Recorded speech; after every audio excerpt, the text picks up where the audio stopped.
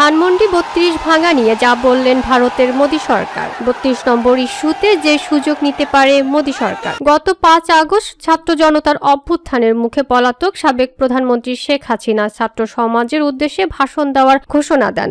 বিষয়টিকে কেন্দ্র করে বুধবার ৫ ফেব্রুয়ারি রাত থেকে বিক্ষুব্ধ ছাত্র জনতা শেখ মুজিবের স্মৃতি বিজড়িত ধানমন্ডি ৩২ নম্বর বাড়িতে হামলা, ভাঙচুর, অগ্নিসংযোগ করে। রাতভর হামলার পর বৃহস্পতিবারও দিনে এসকেভেটর, বুলডোজার দিয়ে গুড়িয়ে দেওয়া হয় বাড়িটি। চলতি সপ্তাহে তথ্য ও প্রযুক্তি বিষয়ক উপদেষ্টা নাহিদ ইসলাম বলেন, শেখ হাসিনা ভারতে বসে রাজনৈতিক কার্যক্রম পরিচালনা করলে সেই দায় ভারত সরকারকে নিতে হবে। এরপরেও হাসিনা আওয়ামী লীগের ফেসবুক পেজ থেকে ভাষণ দিয়েছেন। এ ঘটনার পরিপ্রেক্ষিতে ভারতে বসে শেখ হাসিনার উস্কানিমূলক বক্তব্য দেওয়া বন্ধ করার পদক্ষেপ নিতে ঢাকায় নিযুক্ত দেশটির ভারপ্রাপ্ত হাই কমিশনার পবন বাধেকে বৃহস্পতিবার তলব করেছে পররাষ্ট্র মন্ত্রণালয়। পররাষ্ট্র উপদেষ্টা মোহাম্মদ তৌহিদ হোসেন বলেন, হাই কমিশনার এখন নেই, তাই ভারতপ্রাপ্ত হাই কমিশনারকে ডেকে এ ধরনের উস্কানিমূলক কর্মকাণ্ড বন্ধ করার জন্য অনুরোধ করেছি। ভারত জানিয়েছে শেখ হাসিনা বিদেশি প্ল্যাটফর্ম ব্যবহার করে বক্তব্য দিচ্ছেন। ভারতের কোনো প্ল্যাটফর্ম ব্যবহার করে তিনি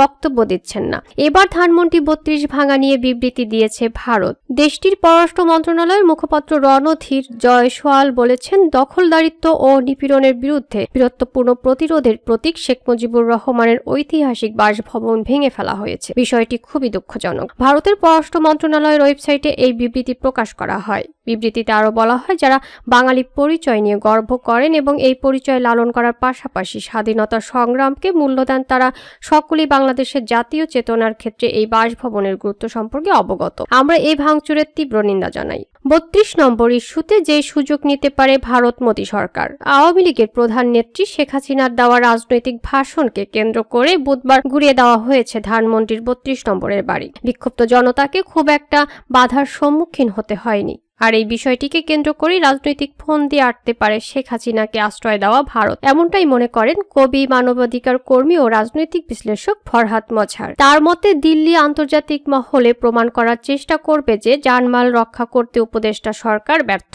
আন্তর্জাতিকভাবে ব্যাখ্যা করা হবে যে বাংলাদেশে কার্যত কোনো সরকার নাই। এটাই দিল্লি হাসিনার পক্ষে প্রতিষ্ঠা ও প্রচার করবে এবং দিল্লি আন্তর্জাতিক সহযোগিতায় বাংলাদেশে হস্তক্ষেপের পরিকল্পনা করতে পারে বলেও ফেসবুকে লিখেছেন তিনি। শেখ হাসিনার ৩২ নম্বরের বাড়ি ভাঙাকে ইস্যু করে ভূরাজনৈতিক বাস্তবতার মুখে পড়তে পারে অন্তর্বর্তী সরকার। যা নিয়ে ফরহাদ মজহার লিখেছেন, নতুন ভূরাজনৈতিক বাস্তবতার পরিপ্রেক্ষিতে শেখ হাসিনার উদ্দেশ্য প্রণোদিত ভাষণ বুঝতে হবে। নতুন ভূরাজনৈতিক সমীকরণের উপর দাঁড়িয়ে তিনি রাজনীতির যে ছক কষেছেন সেদিকে আমাদের পুরো মনোযোগ নিবন্ধ রাখতে হবে।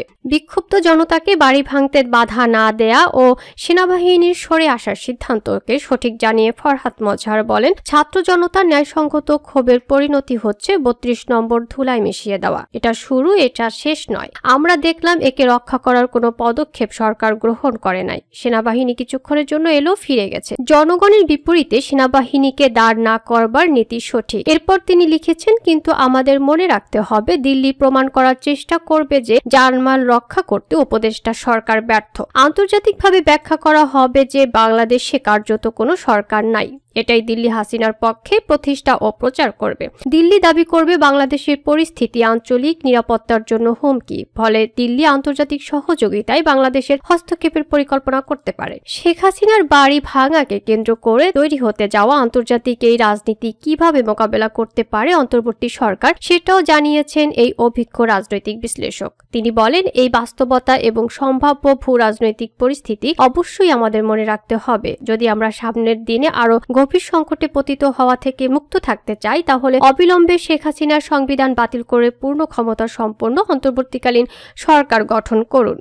নতুনভাবে বাংলাদেশ গঠন করার প্রক্রিয়া শুরু করুন। তিনি আরও বলেন, এটা পরিষ্কার, ফ্যাসিস্ট সংবিধান বহাল রাখার শপথ করে আমরা আদতে ফ্যাসিস্ট রাষ্ট্র ব্যবস্থা কায়েম রেখেছি। এটা কিছুতেই গ্রহণযোগ্য হতে পারে না। বাড়ি ভাঙলাম অথচ শেখ হাসিনার বানানো ফ্যাসিস্ট রাষ্ট্র ব্যবস্থা পুরোপুরি কায়েম রাখলাম, এটা কি হয়? অতএব পরবর্তীত ভূরাজনৈতিক বাস্তবতায় আমরা যেন গভীর সংকটে না পড়ি, সেজন্য এখনই আমাদের প্রস্তুতি নিতে হবে। জনগণের ক্ষোভকে আমলে নিতে শিখুন, ছাই দিয়ে আগুন নিভানো যায় না।